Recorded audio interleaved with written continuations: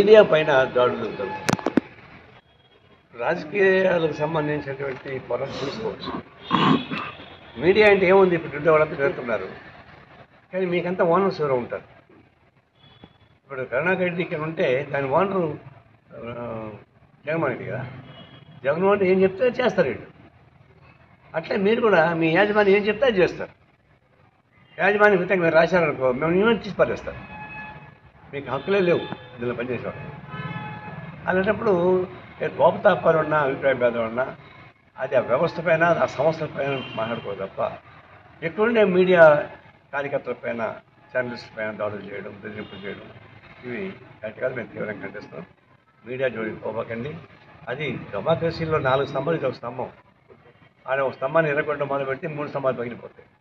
అందువల్ల ఈ విషయంలో నిరాశ నిస్పృహల నుంచి మీడియా పైన దాడులు చేసేది, మీడియా పైన అసభ్యకరంగా మాట్లాడేది, మీడియా పైన అసభ్యంగా వీడియో తీసేది ఇది కరెక్ట్ కాదు. మేము ఖండిస్తాం.